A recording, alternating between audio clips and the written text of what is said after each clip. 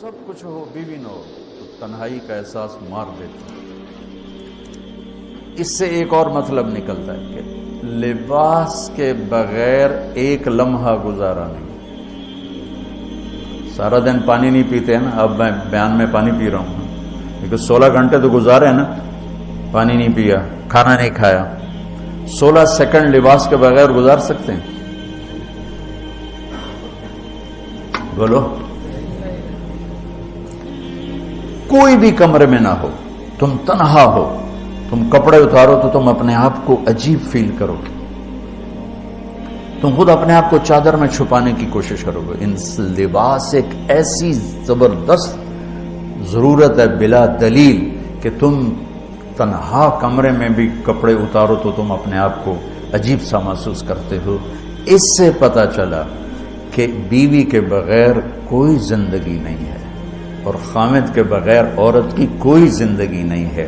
یہ ہمارا بدبخت معاشرہ ہندی کہ کسی بچی کو طلاق ہو جائے وہ گل سڑ کے مر جاتی، اس کی شادی نہیں ہوتی۔ کوئی جوان بچی بیوہ ہو جائے وہ سسک سسک کے مر جاتی، اس کی شادی نہیں ہوتی۔ کوئی 40-50 سال کا ہو جائے مرد، اس کی بیوی مر جائے، کوئی اس کو لڑکی دینے کے لیے تیار کوئی نہیں۔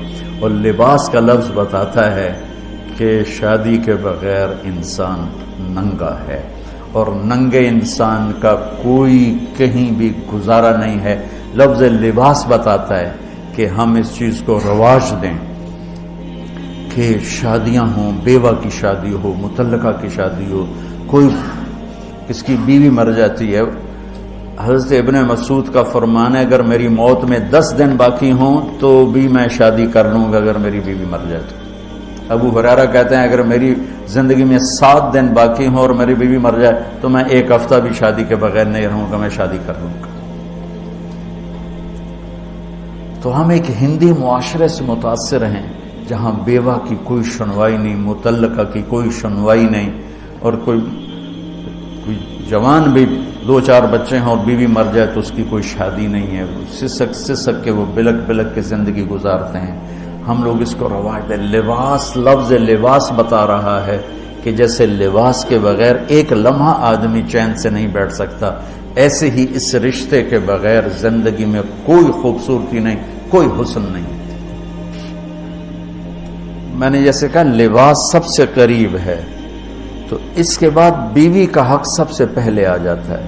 ماں باپ کی طرف سے زیادتی آئے تو تمہارے ذمے ہے اپنی بیوی کو بچاؤ، اللہ کے واسطے اپنی بیویوں کی حفاظت کرو۔ ہاں تمہاری بیوی کی طرف سے زیادتی آئے تو اللہ کے واسطے ماں باپ کی حفاظت کرو۔ تو اس کا مطلب یہ نہیں کہ تم ڈنڈا اٹھا لو، اپنے اخلاق ایسے بناؤ، سپرنگ بن جاؤ، سپرنگ جو پریشر سے کو قبول کر کے دب کر کے نیچے چلا جاتا ہے۔ نیچے جانے میں جڑ جانے کا نظام چھپا ہوا ہے کہ جھک جاؤ، ماں باپ ناراض ہو ان کے پاؤں پکڑ لو، بیوی ناراض ہو اس کے پاؤں پکڑ لو۔ ذلت میں عزت چھپی ہوئی ہے، ساری زندگی کا تجربہ بتا رہا ہوں۔ ذلت، اللہ کی رضا کے لیے ذلت اٹھانے میں عزت چھپی ہوئی ہے۔ ہن لباس لکم، کتنا ہی مجھے غصہ چڑھا ہو میں اپنے کپڑے پھاڑوں گا، مجھے غصہ آ گیا میں نے اپنے کرتے پھاڑنے جو کسی یہ پاگل تو کرے گا، سمجھدار دوئے دا کرتا پاڑے گا، اپنا نہیں پاڑے گا۔ اب مجھے بیوی پہ غصہ چڑھ گیا تو میرا لباس ہے، اس کو تار تار کر دوں، گالیاں دوں، تھپڑ ماروں، تو ایسا ہی جیسے میں اپنے کرتے کو پھاڑ رہا اور اپنے کرتے کو تار تار کر رہا۔ بیوی کو غصہ چڑھے تو وہ اپنے کپڑے پھاڑتی ہے۔ کپڑوں کے لیے کتنے حفاظتی نظام ہیں، الماریاں بنی ہوئی ہیں اور ہینگر بنے ہوئے ہیں، کریز خراب نہ ہو۔ میں جب پڑھتا تھا نا لاہور تو اسکول میں یا کالج کا میں سب سے خوش لباس لڑکا کہلاتا تھا کہ میں اپنی اسکول سے آ کر نا، اب ہاسٹل میں کوئی استریاں تو ہیں نہیں، نہ ہی کوئی نوکر، تو اپنی پتلون کو ایسے ہاتھوں سے استری کرنا اور کر کے پھر تہ لگانا، پھر سرانے کے نیچے رکھنا اور اس کے اوپر سونا تاکہ خود بخود استری ہو جائے اور کریز ٹھیک ہو جائے، اور رات کو بالوں کے اوپر رومال باندھنا تاکہ بالوں کی سیٹنگ خراب نہ ہو جائے. کیونکہ میں نے بال بنوائے تھے وحید مراد کٹ بال، 2 فلم سٹاروں کا ہیئر کٹ چلا، ایک دلیپ کمار کا، ایک وحید مراد کا. تو عام جو تھے نا بال کاٹنے والے، وہ 8 آنے لے کے بال کاٹ دیتے تھے. وحید مراد کٹ کے لیے 5 روپے لگتے تھے. 5 روپے اس زمانے میں بہت بڑی دولت تھی، جب ڈالر 1 روپے کا تھا. $5 کتنے ہو گئے جی؟ 500 سے اوپر ہے. تو یوں سمجھو کہ وہ 5 روپے دے کر وحید مراد کٹ بنتا تھا. تو پھر میں وہ اوپر رومال باندھتا تھا کہ سوتے ہوئے میرے بالوں کا ہیئر سٹائل خراب نہ ہو جائے. ایک چھوٹا سا بچہ ہے لیکن اپنے لباس کو کیسے حفاظت کر رہا ہے، کریز ٹھیک کر رہا ہے، سرانے کے نیچے رکھ رہا ہے اور اس کو صاف ستھرا رکھ رہا ہے. ہم کھاتے ہوئے کیا کرتے ہیں، آگے اگر کپڑے نئے پہنے ہوں تو آستینے چڑھا لیتے ہیں کہ کہیں کوئی شوربہ کچھ سالن ادھر نہ لگ جائے، ادھر نہ لگ جائے. میں جب بھی بیٹھتا ہوں تو میری بیوی کہتی ہے آستینے چڑھاؤ، آستینے چڑھاؤ لگ نہ جائے. اور آگے ہم کیا کرتے ہیں، تولیہ رکھتے ہیں، نیپکن رکھتے ہیں، رومال رکھتے ہیں. بڑے بڑے ہوٹلوں میں جاؤ تو پہلے وہ ساتھ رکھا ہوتا ہے کہ کوئی کھانے کا ذرہ گرے، سالن کا کوئی قطرہ گرے تو آپ کے کپڑے خراب نہ ہوں. ہم کیچڑ میں جا رہے ہوں تو ہم اپنے پاؤں گندے کر لیتے ہیں، کپڑے گندے نہیں ہونے دیتے. اپنے شلوار اوپر کر لیتے ہیں، پتلون اوپر کر لیتے ہیں، پاجامہ اوپر کر لیتے ہیں. تو جب کہیں سے کوئی آنے لگے ایسی ناگواریاں تو اپنے اوپر لے لو، بیوی پہ نہ آنے دو. ہم کپڑا بچاتے ہیں یا پاؤں بچاتے ہیں؟ کپڑا بچاتے ہیں. شلوار اوپر ٹانگ لیتے ہیں، کرتے کو یوں سمیٹ لیتے ہیں. تو جتنا کیچڑ ہے حالات کا، واقعات کا، اخلاق کا، وہ کیچڑ اپنے اوپر لے لو، بیوی کو بچا لو. اور بیوی کیا کرے، وہ جتنا کیچڑ ہے حالات کا، واقعات کا، ناگواریوں کا، اپنے اوپر لے لے، خامد کو بچا لے. لباس کا اور کیا کام ہے، یواری سواتکم، یہ تمہارے عیب چھپاتا ہے. تو میرا کام کیا ہے، میں بیوی کی کمیاں چھپاؤں، ڈھنڈورا نہ پیٹوں. بیوی کا کام کیا ہے، خامد کی کمیاں چھپائے، ڈھنڈورا نہ پیٹے. دوسرا کام کیا ہے لباس کا، وریشہ، لباس مجھے خوبصورت بناتا ہے. یہ ایک واحد رشتہ ہے جو زندگی کو خوبصورت بناتا ہے.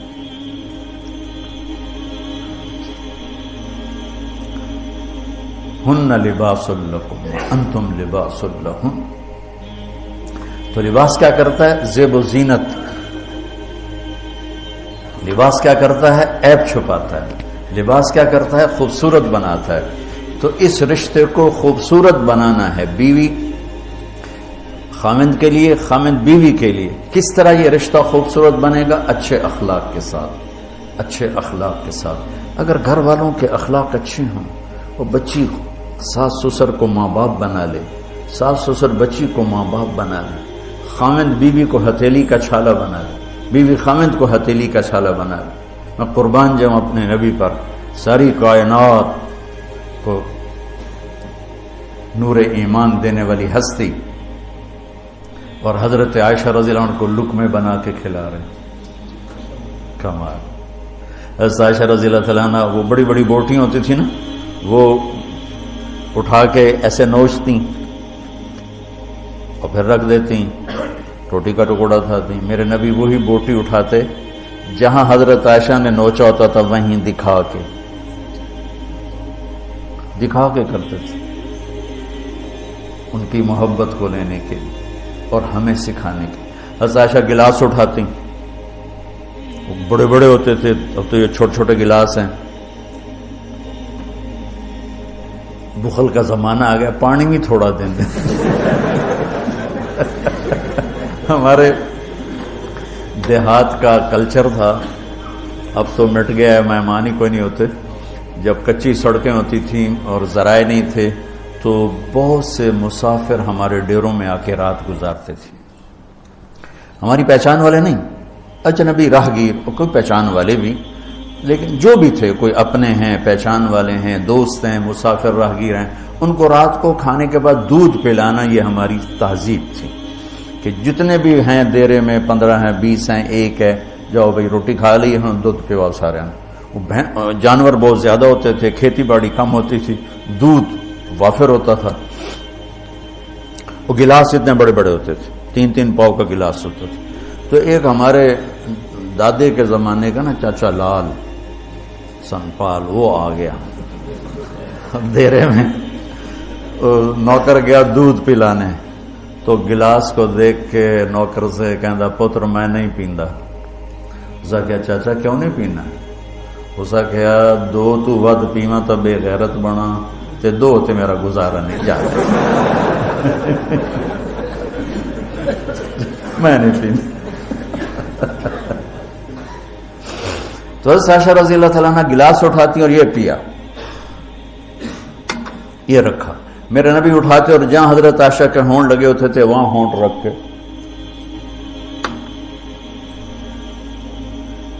یہ زندگی سکھائی ہے۔ یا عائشو، کیا محبت سے بولا عائشہ نے، یا عائشو، یہ عاشقانہ انداز ہے، محبوبانہ انداز ہے۔ یا حمیراء، عائشہ آؤ دوڑ لگائیں۔ عائشہ مجھے پتہ چل جاتا جب تو میرے اوپر ناراض ہوتی ہے۔ حضرت عائشہ نے کہا وہ کیسے؟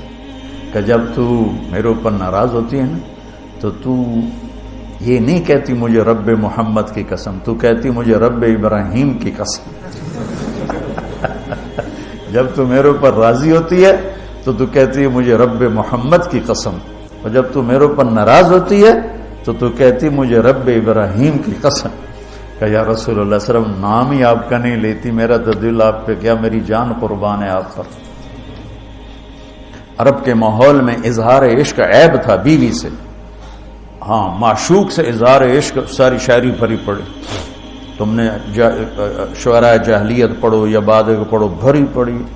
وَهَلْ تَبْكِينَ لَيْلَا إِذَا مِتُّ قَبْلَهَا وَقَامَ عَلَى قَبْرِ النِّسَاءُ النَّوَائِحُ لَيْلًا كَمَا لَوْ أَصَابَ الْمَوْتُ لَيْلًا بَكَيْتُهَا وَجَادَ لَهَا دَمْعًا مِنَ الْعَيْنِ صَافِحُ وَأَغْبِطُ مِنْ لَيْلًا بِمَا لَا أَنَالُهُ بَلَا كُلُّ مَا قَرَّتْ بِهِ الْعَيْنُ طَائِعُ وَلَوْ أَنَّ لَيْلًا، دیکھو لیلہ لیلہ لیلہ 4 شعر ہیں، لیلہ ہر شعر میں لیلہ۔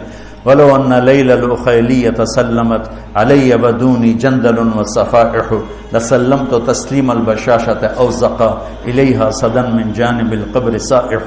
وہ بڑے زور شور سے لیلہ لیلہ لیلہ اپنے اشعار میں کہہ رہا ہے،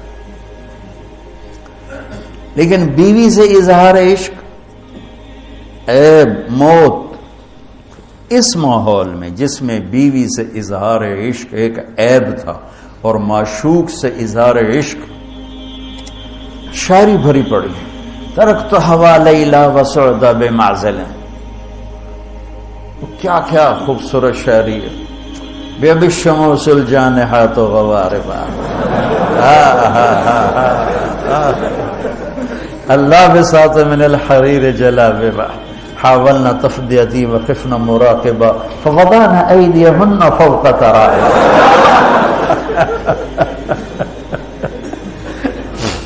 عرب کی شاعری بھری پڑی ہے عشق و معشوقی سے۔ اس ماحول میں میرے نبی سے ایک شخص کہتا ہے، یا رسول اللہ من احب الناس الیک، آپ کو سب سے زیادہ کس سے پیار ہے؟ بھری محفل ہے، مسجد الگ نہیں کہ یوں کر کے پوچھ رہا ہو، بھری محفل میں آپ سب سے زیادہ کس سے پیار کرتے ہیں؟ تو آپ نے زور سے کہا عائشہ سے۔ اللہ اکبر، اللہ اکبر، ہائے ہائے ہائے، وہ تو ہل گئے، کہنے لگے، ان کی تو سمجھ میں نہیں آئی بات، تو انہوں نے کہا یا رسول اللہ میرا مطلب ہے مردوں میں آپ کس سے زیادہ پیار کرتے؟ تو آپ کو اندازہ ہو گیا بھائی کیوں یہ پوچھ رہا ہے، اس کو ہضم نہیں ہوا جواب، تو آپ نے کہنا تھا ابو بکر سے، تو آپ نے فرمایا مردوں میں عائشہ کے عباس، ابوہا عائشہ کے عباس۔ کیا زندگی سکھائی، ہن لباس لکم وانتم لباس لہن، یہ تمہارا لباس ہیں. تمہیں کتنا ہی غصہ چڑھے لباس تو نہیں پھاڑو گے. تمہیں غصہ چڑھے بیوی کو بے عزت نہ کرو. بیوی کو غصہ چڑھے تو کرتا پھاڑے گی، اپنا دوپٹے کو آگ میں ڈالے گی، نہیں، اس کو بچائے گی. صرف پاگل یہ کام کرتا ہے.